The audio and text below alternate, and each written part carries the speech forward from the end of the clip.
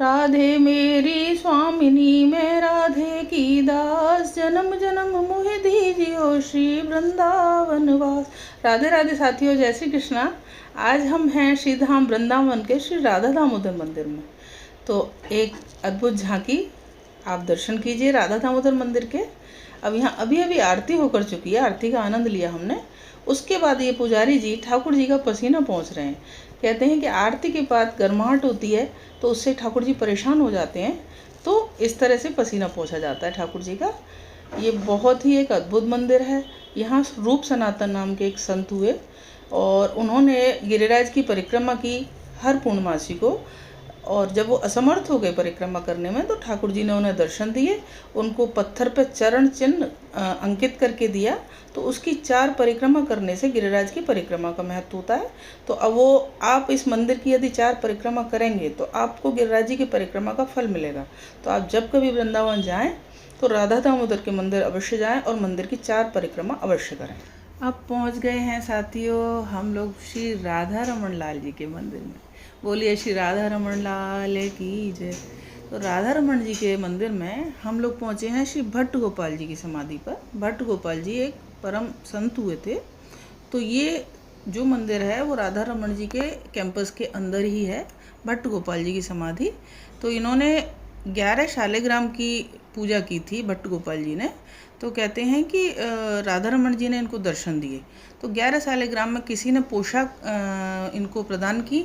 तो अब इनको लगा कि शालिग्राम की बटिया तो पहन नहीं सकती इनको, क्योंकि वो उनका रूप तो गोलमोल होता है और इसको पोशाक को मैं कैसे पहनाऊँ। रात भर नींद नहीं आई उनको और बहुत रोते रहे, परेशान रहे। तो उसके बाद जब उन्होंने राधा रमन जी से विनती की ठाकुर जी से, तो ठाकुर जी ने उनको श्री राधा रमन लाल के रूप में दर्शन दिए।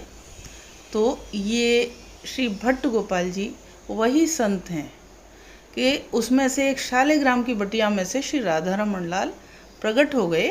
बोलिए श्री राधा रमन लाल की जय।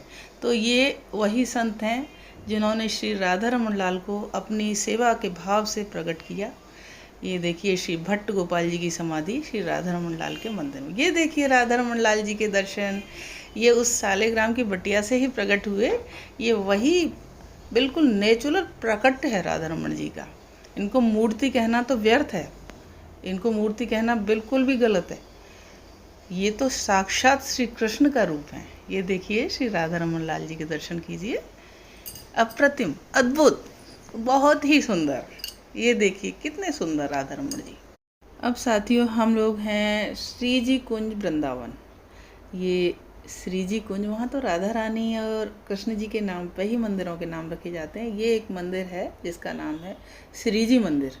यहाँ श्री जी यानी राधा रानी और कृष्ण दोनों ही अपने रूप में लीलाएं करते हैं। और यहाँ एक बहुत ही छोटे शालिग्राम हैं, उनकी अद्भुत रूप में पूजा होती है। ये देखिए बहुत ही सुंदर, दर्शन कीजिए आप। ये है श्री धाम वृंदावन का तटिया स्थान। तो साथियों अब हम पहुंच चुके हैं तटिया स्थान पर। तो ये तटिया स्थान क्या है? तटिया स्थान वृंदावन की वो जगह है, वो पवित्र मंदिर है जहाँ कलयुग आज भी प्रवेश नहीं कर पाया है। वहाँ सब कुछ प्राकृतिक है, सब कुछ नेचुरल है। वहाँ जो प्रिया प्रीतम का विग्रह है उसमें अंदर आज भी लाइट नहीं जलती है, आज भी दीपक से ही प्रकाशित किया जाता है उसको। तो यहाँ मैं वहाँ के आपको दर्शन तो नहीं करा सकती क्योंकि वहाँ तो चित्र नहीं लेने देते, फ़ोटो नहीं लेने देते। लेकिन ये देखिए तटिया स्थान के अंदर का दृश्य। वहाँ सारे में बालू ही बिछी हुई है क्योंकि नेचुरल है, बिल्कुल सब कुछ नेचुरल। आप अंदर जाएंगे तो लगता है जैसे कि हम बिल्कुल परम धाम वृंदावन में आ गए, अब यहीं वास करें। यहाँ